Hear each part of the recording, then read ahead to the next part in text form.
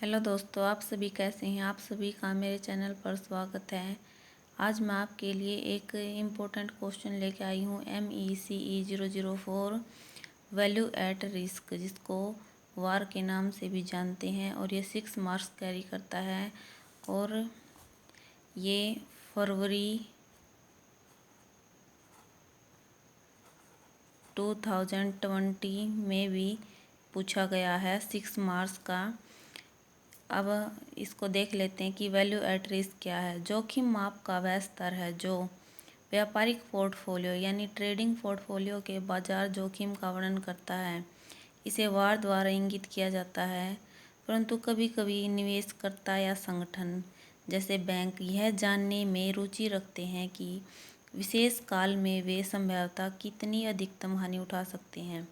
यानी जब भी कोई निवेशक निवेश करता है और संगठन जैसे बैंक है या म्यूचुअल फंड या और कोई भी संगठन है जो जानने की रुचि रखते हैं कि एक विशेष समय में और जो हम वो निवेश करते हैं, जितनी राशि निवेश करते हैं उसमें उनकी अधिकतम हानि कितनी है। शायद अपने पोर्टफोलियो की संभावता सर्वाधिक बुरी स्थिति के बारे में वे जानना चाहेंगे। इस प्रकार की स्थिति में वार अत्यंत महत्वपूर्ण हो जाता है। यह माप की जाने वाली बड़ी हानियों की संभावना यानी प्रोबेबिलिटी से संबंधित है। उस माप की शक्ति यानी पावर इसकी व्यापकता में है। बाजार जोखिम के अन्य मापों के विपरीत वार जो माप है वो एक आम माप है। यह सिक्योरिटी यानी प्रतिभूतियों और पोर्टफोलियो के बाजार मूल्य के प्रोबेबिलिटी वितरण पर आधारित है। बाजार के अनिश्चित मूल्यों का एक प्रोबेबिलिटी वितरण होता है और सभी प्रकार के वे जोखिम जो बाजार मूल्य को प्रभावित करते हैं प्रोबेबिलिटी डिस्ट्रीब्यूशन पर भी असर डालते हैं। वार जो सभी तरल संपत्तियों पर लागू होता है। समय सीमा और विश्वास का स्तर। वार के दो प्राचाल हैं। समय सीमा वह है जिसके लिए परिसंपत्ति यानी प्रतिभूति विशिष्ट की धारण अवधि के मूल्य का अनुमान लगाया जाता है, जो सामान्यतः 1 दिन का होता है। विश्वास का स्तर, एक तो स्तर है सीमा स्तर और दूसरा विश्वास का स्तर। एक अन्य प्राचाल है सांख्यिकीय आकलन में उपयोग में लाया जाने वाला विश्वास का यह अन्य स्तर है। वार की गणना करने की 3 विधियां हैं। ऐतिहासिक विधि यानी हिस्टोरिकल मेथड, प्रसरण सहसंबंध प्रसरण सहप्रसरण विधि वेरिएंस कोवेरिएंस मेथड, और तीसरी है मोंटे कार्लो सिमुलेशन यानी अनुरूपण विधि। उसके बाद में इसकी कुछ हानियां भी हैं, आप उनको यहाँ से देख सकते हैं।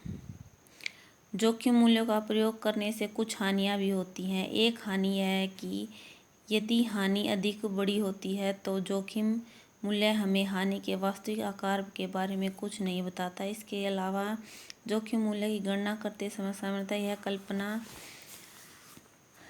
की जाती है कि सामान्यतः बाजार स्थितियां प्रचलित हैं, परंतु कभी कभी बाजार अचानक गिर सकता है, बाजार के चरम स्तर तक पहुंच सकते हैं। इसके अलावा जोखिम मूल्य क्योंकि एक एकांक संख्या है, यह इस बारे में कुछ नहीं बताता कि सबसे बड़े जोखिम प्रभाव की सीमा के लिए पोर्टफोलियो का कौन सा संगठक जिम्मेवार है। वार के साथ एक अन्य समस्या यह है कि दो स्थितियों के वितरण का जोखिम मूल्य व्यक्तिगत स्थितियों के जोखिम मूल्यों के योग की अपेक्षा अधिक बड़ा हो सकता है। दोस्तों, मैं ये आपके लिए एक इम्पोर्टेंट क्वेश्चन लेके आई थी जो दिसंबर टर्म एंड एग्ज़ाम 2020 फरवरी में हुए हैं, उनमें ये 6 marks right short notes on following value at risk पर 6 मार्क्स का क्वेश्चन पूछा गया है। और सेकंड है function of A merchant bank. अगर हिंदी में आप इसको देखना चाहते हैं तो जोखिम मूल्याधीन मूल्य, एक व्यापार बैंक है ये, जोखिम मूल्याधीन मूल्य वैल्यू एट रिस्क पर शॉर्ट नोट आया था, ये मोस्ट इम्पोर्टेंट क्वेश्चन है। अगर आपको मेरी वीडियो अच्छी लगती हैं तो इसे लाइक करें, शेयर करें और subscribe my channel. Thank you for watching my video.